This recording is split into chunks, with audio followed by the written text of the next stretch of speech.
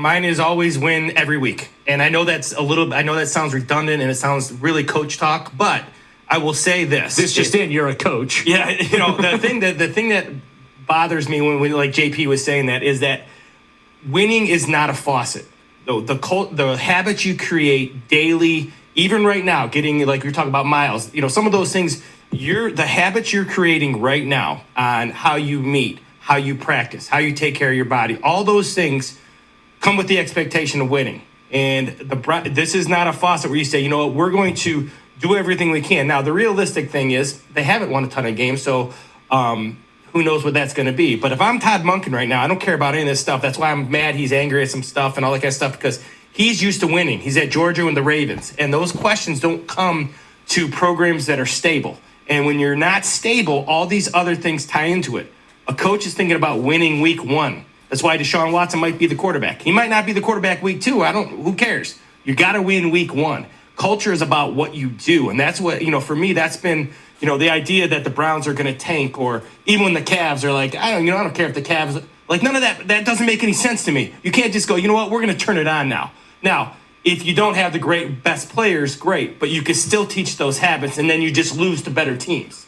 That maybe is the case. But I don't think this Browns team is far off if they could get decent quarterback play. I ain't never lost. Never in my life.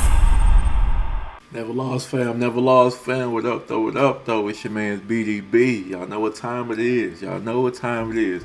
Hey, look, we got some of the Browns media. They starting to turn it around. And then we got some still pushing the propaganda and the bullshit, man. They still pushing the propaganda and the bullshit, man. Hey, what y'all can see is get down to lay down in that Browns arena. Is get down to lay down in them locker rooms. They realize and they can't get the access if they don't talk positively. So some people are turning the corner and they like, hey, man, the Browns might be better than you may be thinking. Hey, we got to check it out. We got to talk about it. We also got G. Bush cooking up. G. Bush was cooking. Hey, he was spitting some bars, man. He was on his game, 300 bars and running, man. Hey, G. Bush was cooking. He was cooking. Hey, so we got to check G. Bush out. We got a couple clips from him. And then I'm going to give y'all my thoughts on who the Browns may draft at 6, man. Who I think they should draft, who they may get. And then I think it's a bright future. Y'all already know me. I'm positive with it, man. I really, really think Shedeur's in a great situation. I really think he's in a great spot to make some big things happen, man. So let's start it off. We're going to jump over. G. Bush pointed out, so actually it was somebody on Twitter, but or X, but G. Bush just caught it. He just caught the stray. Well, not it was somebody on Twitter, but G. Bush caught it and he made sure to put it up. All right, let's go over to the barbershop, man. Let's go over to the barbershop and hear what what my boy G. Bush talking about.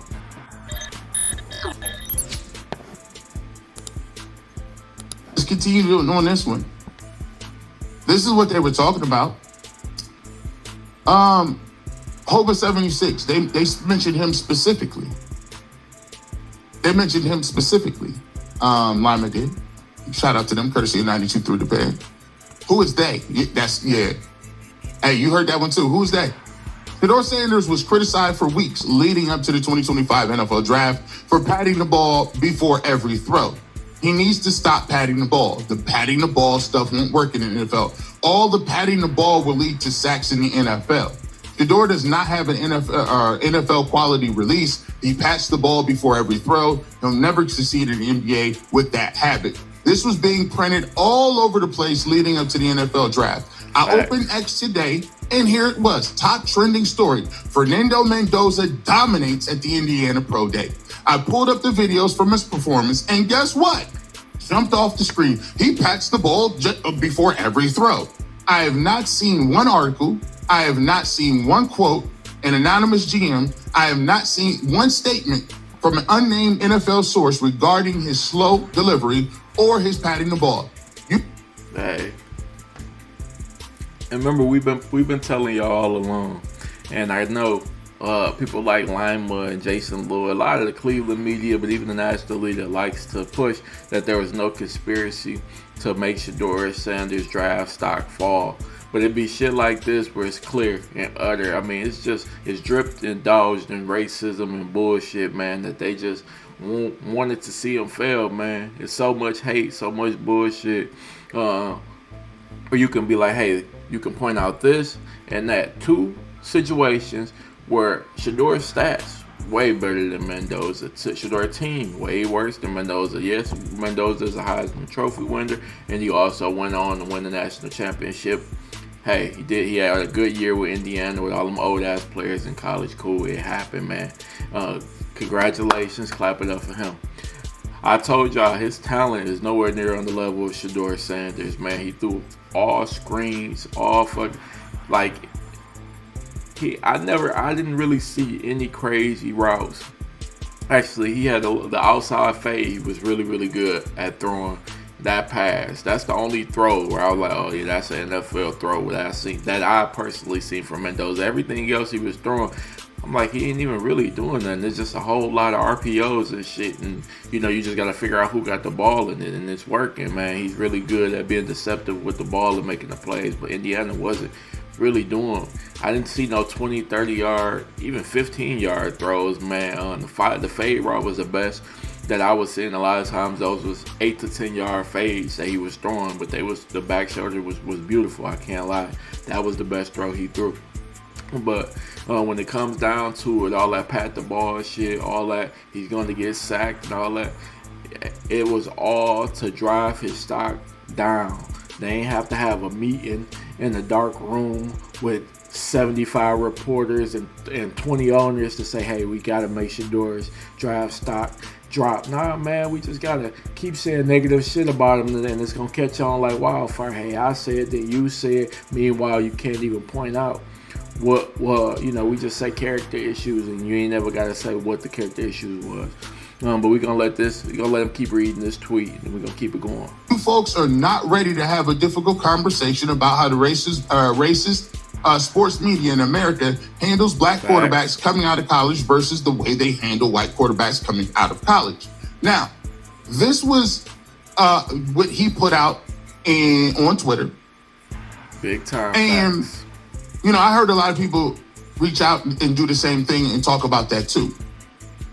And the thing that you got to realize is when you talk about how this whole thing was put together, you realize that a lie is just easier to just continue to go with, because most of the people that are in the game that's doing it are paid actors. Yeah. Hey, man, G. Bush said it. Calling them out, man. They are frauds. They are actors. To be honest with you, maybe they're just good at their job, man. The thing is to get us riled up, get us clicking on videos, get us talking about them, get their name out there. That gets them some spotlight, which gets them more money, which gets them more airtime, etc., etc., etc. So it works, man. It gets us enraged. It gets us cooking them. But at the end of the day, man, we gotta come. We gotta show support to Shedeur, man. We gotta push back on these narratives, because I think without our loud voices, without us pushing back, Shedeur Sanders doesn't even get an opportunity last year.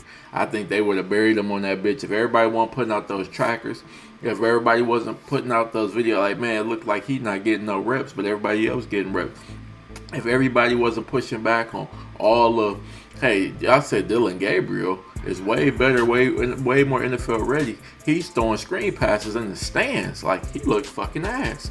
Like, if everybody wasn't pointing these things out, they would have buried Shedeur on that bench, man. He would have been never heard of again. Man, you would have been like, hey, man, did Deion have a kid in the league?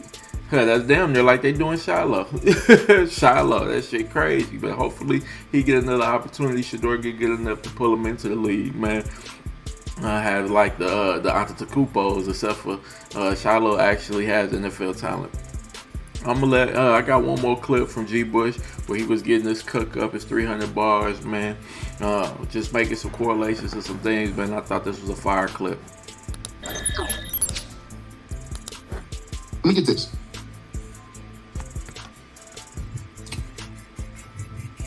Let me give you an example of this.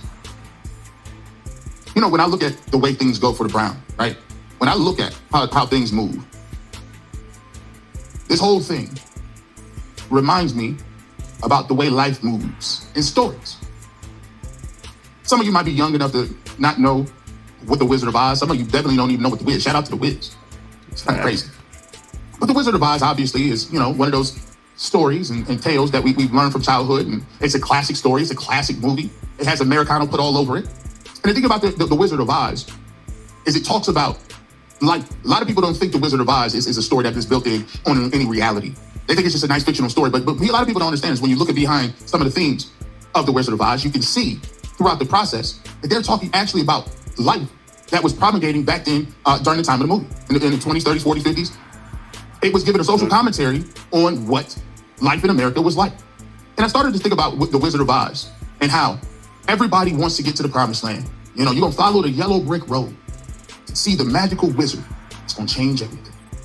You're looking for the magical wizard. But then Dorothy gets to the Emerald City.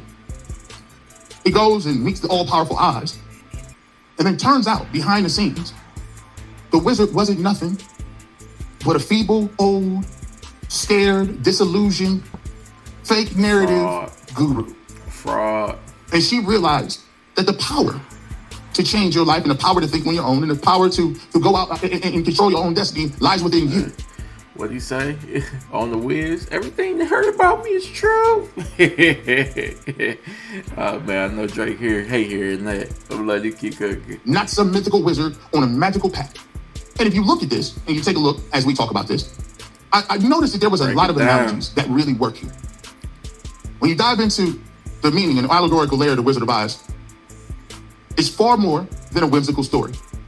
It's a rich tapestry of symbolisms that reflect economic, political, and social issues of its time. Let's take a look at the yellow brick road. The yellow brick road represents the path to prosperity and success. But what does it lead to? Gold. In the late 19th century, gold standard was a hotly debated economic policy tied to value of currency, allowing people to exchange paper money for fixed amounts of gold. Dorothy's journey along the yellow brick road mirrors the quest for financial stability and the allure of gold. Cool. I take a look at the yellow brick road as an allegory to finding the quarterback.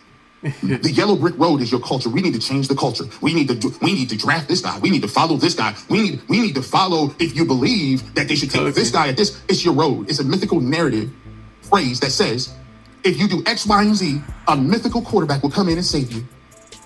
It's no different than somebody saying, follow the yellow brick road and you'll become rich and all your dreams will come true. No, following the yellow brick road in the draft to go get a quarterback does not make your dreams come true. You take it into consideration, what do you need to do to develop a quarterback? It's a myth. And you notice, not only what you need to do, what you need to sell, what you need to lose. Who you gonna lose on that path to trying to get to this quarterback? What else you gonna not? What can you not gain? Not develop? You're not even looking at the person you got right there, who showed you all the talent that he can be the quarterback number one. Even though y'all tried to bury him on some 5th round shit. Hey, G. Bush was cooking with this. I'm going to let him keep going. Keep it going. They use the draft and they talk to it as if it is a fairy tale. It's a fairy tale end all be all. We'll get our mythical shining quarterback, and this is the path to do it. The straw man. The character known as the straw man embodies the concept of the legal fiction. Here's a creation of the federal government bearing the same name as your birth certificate. Just like the straw man in legal proceedings, he lacks true existence, no breath of life. Instead of a brain, he receives a certificate, a legal status bestowed upon him. That sounds a lot like the media. The media is the straw man. I go back and paint the picture. Remember what I said a couple of minutes ago? I said the media is the only place that you can go that you don't have to have any sort of real knowledge, passion, creativity, or even a background to actually be part of. As a matter of fact, the status is bestowed upon by outlets. I say you're important because I told you were. I say you're important because I gave you the right to write about it. I say you're important because I put you on the platform. But if you look at it, those characteristics are earned, right? Just like a straw man in a legal proceeding, it lacks true existence, no breath of life, and instead of a brain, it receives a certificate or a stamp of approval. Hey, hey, I smell gumbo, jambalaya. Hey, G. Bush is cooking. G. Bush is cooking out here. This is New Orleans right now. This is New Orleans eating right now. He's cooking up. I can smell it. I can smell it. Hey, I'm telling y'all. This shit right here, this was a big time play by him, man. I ain't know. I never looked into the meaning behind the Wizard of Oz. I've never even thought about it in this fashion, man. It's opened my mind to a whole different. And this happened a few times with different movies and allegories. Actually, a movie that I recently watched, Weapons, supposedly was about school shootings, which I'm still trying. I might check it out again and try to put it together. I couldn't really put it together how it was correlated to school shootings, aside from kids being gone out of the classrooms and shit like that. But it was interesting, man. I'm gonna check it back out with that mindset that it changed it. But this one, exactly, it connected with me immediately. I seen everything from the moment he said it. I'm like, God damn, I can definitely relate it to the government in the U.S. I'm gonna let him keep going. The Tin Man. The Tin Man represents the dehumanizing effects of industrialized mechanization. He works tirelessly, devoid of a heart or soul. His body seizes up, marrying the soulness of a heartless system. The taxpayer number TIN, a cold numerical identifier, parallels the Tin Man's lack of humanity. His masters keep him cold and emotionless, much like the modern worker, numb by routine and technology. Facts. This Big facts. is the athlete. Remember, as I go back before, Big facts. remember this. Rewind it if you didn't get to this part. We talk about people saying, oh, well, Shedeur has an opportunity now. Who cares what we said about him before? All that matters is he should be happy to have a conversation and be in the contention right now. Hey, they do not want their feet held to the fire. They don't want to be called out on none of the bullshit they've been saying. When Shedeur finally breaks through, which, he got stamped as a Pro Bowler. He got stamped by some legends as a good quarterback with great potential. But when he finally have a 4,000 yard, 30 passing, 33 passing touchdown season, it's gonna blow their mind. They go, oh shit. Hey, we always thought he was good. We just thought he had to take the proper steps to get there. We just like, hey, he got drafted in the 5th round. He has a lot of leaps and burials he has to jump over and make in order to get to there. But hey, by golly, he was able to do it. Get the fuck out of here. They gonna act like they was always on the bandwagon. Not like they was fucking, every time he climbing up the gate, they stomping on fingers and toes trying to get him to fall down. That's exactly what they've been doing this whole way. He on the gate, they squirting him with the fire hose, trying to knock his ass down off that gate. Hey man, do not let his ass over that goddamn gate. Hey, but at the end of the day, he rising, man. We gonna rise, man. But I'm gonna let G is cooking right now. Keep cooking, G. This is the Tin Man is the allegory or the concept of the modern day athlete. The modern day athlete is seen as a machine, as an entertainment tool, as someone that does not have feelings, as somebody that don't have an opportunity to speak. It's the quintessential shut up and dribble. Fact. His masters keep him cold and emotionless. That's the way they want you. Cold and emotionless. We don't care what you do. We get to write what we want, and you're going to go out and perform because you are a product. Jeez, cook. Not a person or a project. Let's continue on. I mean, I know this may be too deep for some people. I get it. Some people say, this dude is wasting my time talking about the Wizard of Oz, but I'm just showing you Cook up that these things and these tropes and narratives have been here to tell us all the time. The cowardly lion symbolizes fear and an inability to stand up for itself. He's a bully, a big mouth, but ultimately too frightened to assert his true power. His journey mirrors the struggle to overcome fear and find courage. Well, that sounds like y'all media. In a broader context, the lion represents the American populace, often afraid to challenge authority and question the. That sound like y'all media. If you can't get that, your whole perspective is whack. Hey, The cowardly lion when I fade the black. Maybe they love me when I fade the black. Who has been forced to sit here and feed and take this stuff. They don't question authority. They don't question the sources. They don't question, they digest, take it, and move along. It's the exact same reason somebody can say an unnamed source is more credible than a person who said it out their face that's on. Boy, this is Jason Lloyd Ho MO. My unnamed source is more credible than a player, than a Josh Cribbs, than what was the other receiver on the team? I can't even think of the name. Every time an actual player who was actually on the team, who was actually in the locker room, who was actually, a star player, who was one of the top players, come out and say, hey, man, Kevin Stefanski wasn't great. Kevin Stefanski was kind of trash. Hey, we gonna talk about Kevin Stefanski too, man. They added a topic in this video, man. I'm letting G keep cooking, but every time, what did Jason Lloyd do? I didn't hear that when he was on the team. We got to go back and do some research. All I ever heard was great. Why wouldn't he have said that when he was here? Probably because he's on the team. He don't want to lose minutes, get traded, get cut, whatever the fuck comes with it. Get shunned out for throwing your coach under the goddamn bus. Ain't nobody doing that while they at their goddamn job. Are you crazy? Are you fucking crazy? Oh, but my unnamed source told me he came down, he bestowed upon me from the heavens that Shedeur Sanders, he's the worst quarterback in NFL history. Man, get the fuck out of here. Keep cooking, G. Record about it that played. But until today, we were too scared to say it. Facts. You better not talk about politics. You get too big for your britches. Facts. You're only one of them. We only let a couple of you in. Don't get beside yourself. We judge the narrative. The Cowardly Lion is the allegory for the public. Man. In a broader context, the lion represents the American populace, often afraid to challenge authority or question the system. And that is today, boys and girls, is what we are doing. Questioning the system. Facts. Sound familiar? Let's continue on. This is the biggest part. The wizard. The enigmatic Wizard of Oz embodies political leadership. He's a charlatan. Just like the President of the United States. His illusion of power is shattered when Dorothy exposes him. Behind the curtain, he's just a showman manipulating levers, using tricks to maintain control. Sound familiar? The wizard's balloon beyond his control hints at the fragility of authority. As you see, they keep sitting here, puppet masters. The wizard behind the screen be making people dance. Mm-hmm. And until you get the NFL to sign off on anything, you know what the syndicate is about. Are you telling me that they can sit around and systematically tell you whether or not you're going to be, they're going to get in a room and just collude? Yeah, they sure did. Ask Colin Kaepernick. Man, sure did. Cap. See, there's a thing called the internet. We understand that actually literally happened. So you can't use that plausible deniability here. But the problem for you guys is, you believe that your authority was going to still stay intact after the ruse was up. After we pulled the curtain off and understood that there is no Oz. These culture wars that you guys are having are make-believe. These little points that you got that you're talking, they're make-believe. You don't even believe it.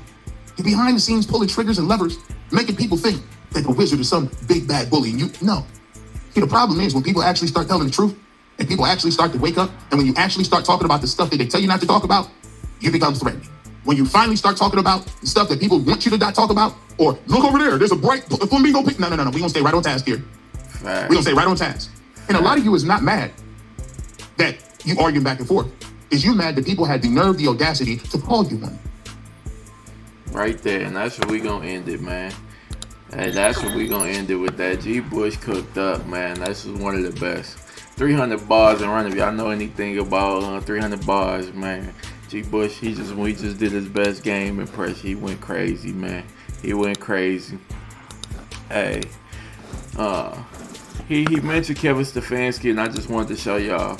I just wanted to do this. During Kevin Stefanski's run with the Browns, we heard a lot of talks about this. He's an offensive genius, offensive guru. He is one of the best offensive minds. The Browns are losing one of the best offensive minds ever in the history of football. They're going to regret the day they got Kevin Stefanski out of Cleveland. So I'm like, man, I've heard this over and over and over and over again. But I don't remember the Browns offenses. And all my years of watching them, especially the 6 years Kevin Stefanski had, I don't remember Kevin Stefanski's offense ever being a dominant offense. So I said, hey, let's go check it out. Let's go do our Googles. Let's check out. Let's see where Kevin Stefanski's offenses have ranked. Because, hey, the media has told us he's an offensive mastermind. He's a genius. He's the best we got in the game. Let's check it out. Kevin Stefanski's Brown offenses ranked 14th, 2020. That's pretty good. Top 15. Hey, anything in the top 15 is respectable. Anything in the top 15 is respectable. And you'll see here he don't got a lot of top 15s. 2021, 20th, 20.5 points a game. 20.5, that's 20th, the bottom 15. Oh man, 18th, 21.2 points a game in 2022. Bottom 15th again.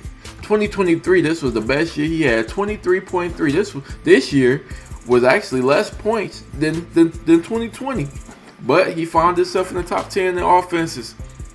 2023 was the best year that Kevin Stefanski had as an offensive mind in football, even though he's not the quarterback, he's the head coach or whatever. This was the best his offense had ever done. 10th, which, hey, top 10 is great. But if you're considered an offensive genius, offensive guru, one of the best offensive minds in football, you're going to take Atlanta Falcons to the next level with your offense, you would think that he would always be within the top 15. Out of these 6 years, what did he do 2024? 32nd, 15.2 points a game. This is before Shedeur. Before Shedeur. Hey, then they broke this one down 2025. They did it in weeks. Because they like, hey, shit, it went up from 13.7 to 15.8. Regardless, it was still 31st in the NFL, man. He still ended up 31st in the NFL. So he had two off the offensive genius and guru. Had 2 years of being a top 3 worst off, actually top 2 worst offense in the whole NFL. In the whole NFL. But they selling y'all on, hey, he was a genius. Shedeur was horrible. Hey, everybody around Kevin Stefanski is to blame. Andrew Berry was to blame. He should have been fired. Everybody but Kevin Stefanski gets blamed, man. But this is all, again, we protect the whites. We throw all the black people under the bus, man. I've been wanting not to say that about Cleveland, but if you look and you pay attention, that's exactly how a lot of this shit goes. Black people get thrown under the bus. The white people get all the defense, the block, Great Wall of China defense. Man, hey, man, y'all ain't getting through this wall, man. It was never Stefanski's fault. It was all that Andrew Berry and that Shedeur Sanders. Now they want to write Ty Simpson into the mix. Hey, we got to get Ty Simpson. Mary Kay says, get that shit out of here, man. He played 15 games and he only looked good in 7 of them. Get that shit out of here. Hey, man. We're gonna end it with this. Just a clip, man. Y'all see what's going on. Y'all see what time it is. Let's go to a fascinating quarterback situation with y'all see what time it is. Yeah, off-season workouts earlier. Y'all see what time it is. Our Browns source says that Deshaun Watson was also reported for the start of the off-season workouts. And prior to taking the Browns head coaching job, our guy Todd Monken spent 7 seasons as an offensive coordinator. The last 3 in Baltimore, where the Ravens ranked 3rd in total QBR. Lamar Jackson, of course, mostly under center there. And in his previous stops with Tampa and Cleveland, his offenses were middle of the pack in QBR. It was Jameis Winston. It was Baker Mayfield. Schrags, I guess the question is who's going to actually be the starting quarterback for the Browns. I like that Mel is up here because he'll like my answer. Yeah. I was talking at the league meetings with Todd Monken and I asked him about who was there in the building and made some news on Twitter and obviously moved the needle. Shedeur Sanders has been present. He has been there. Dylan Gabriel has not. Deshaun Watson was there early, has not been the last few weeks. But the Shedeur Sanders have made the decision to be in Cleveland, to be in Berea, to spend this offseason around the new coaching staff, learning the new offense. Now, you can't actually throw, you can't actually do anything. It's against CBA rules. But for everything he possibly could have done this offseason, Shedeur Sanders has done it to make a good impression. That said, I think it's an open competition between those two men. Deshaun Watson and Shedeur Sanders. Deshaun Watson being a giant wild card. We have no idea what we're going to get. He's been off the radar and out of football for the last year and a half. And then Shedeur Sanders, who showed flashes last year, but the team investment is just a 5th round pick. It's not like they're paying him like Deshaun Watson is being paid, and it's not like they gave up what they had to give up to get Deshaun Watson. A fascinating dichotomy of 2 different guys and a head coach who I think is going to give the ball to the best man suitable for the job. Yeah, Watson is thrown with some of the receivers in Florida. It should be noted. Mel, they got a couple of 1st round picks in play. What should their plans be? Let's let Mel Shedeur, we all know that, but I think the wide receivers catch the football. Shedeur threw a beautiful ball to Jerry Jeudy against the Bears. Dropped off his shoulder pads, intercepted. So instead of a touchdown pass, it's an interception. Had several of those this year. Some unfortunate plays that didn't go their way because of drops. Harold Fannin Jr., young tight end, became the most dependable, reliable option for Shedeur throughout the season once he took over. You think about Jordan Tyson, what a great talent he is. He is a beast. I know about the durability concerns, but hey, what are you going to do? Hey, once you get in the NFL, you may never have another injury. Cardell Tate, what does he do? He catches everything thrown his way. You got Makai Lemon. You got 3 receivers. Makai Lemon plays fierce. Love the kid. 3 receivers. You take one of those. The one guy, left tackle, that's the other key need area. If you get the receiver, left tackle Monroe Freeland, best pure left tackle in this draft coming out of Georgia. They only started 17 games, but he only had 1 year as a starter this past season. But in pass pro, outstanding. Run blocking needs to improve, but I'll tell you what, with his size, his length, he looks the part of a great left tackle. If he starts sliding, you get the receiver, he slides, you trade up and try to get him. How about Caleb Lomu? Peter had Spencer Vano going at 6, right? His teammate, the left tackle, Caleb Lomu, get some weight on him, get him stronger. He could be a heck of a left tackle. So how they finesse this left tackle wide receiver need with 6 and 24 is going to be, I think, one of the most fascinating aspects of round 1. I don't see them go. All right. Hey, listen. Big time. Hey, the national media is getting on board. They starting to see. Hey, Shedeur Sanders, hold on, let me fix that. QB1 in Cleveland, man. They see it. They see the writing on the wall, man. And as I told y'all, I talk about who I would like, man. I was going back and forth. I'm like, if Caleb Downs falls to them, man, it's gonna be hard to pass up on him, man. And I don't think Carnell Tate is quite good enough to be a 6th round pick, but surprisingly, Tate is who I think I'll go with at 6, man. It's gonna be hard if Downs is there not to take him and make that defense just fucking unstoppable, and just use the rest of the picks, because there's a lot of receivers. You use that 24 pick, get you an O-line, man, and then you just go receiver. You know, you damn near go 3 straight receivers after that, because it's a lot of depth receiver wise. If you do go to Caleb Downs, because that defense would be crazy. But if Jeremiah Love is on the board, but I don't think he will be, I would consider him too. Right now, I'm leaning Tate for that 6th pick, man. Tate for that 6th pick. Hey, man, listen, I appreciate everybody for tuning in. Hey, this was a big time day, man. I appreciate all the love. Like, comment, share, subscribe, man. Hey, everybody who's sending them cash apps to BDB Edge, I appreciate, salute all of y'all. Again, $ BDB Edge. Y'all see it in the corner, man. Keep sending them cash apps. It's all love. Hey, I'm out of here, baby.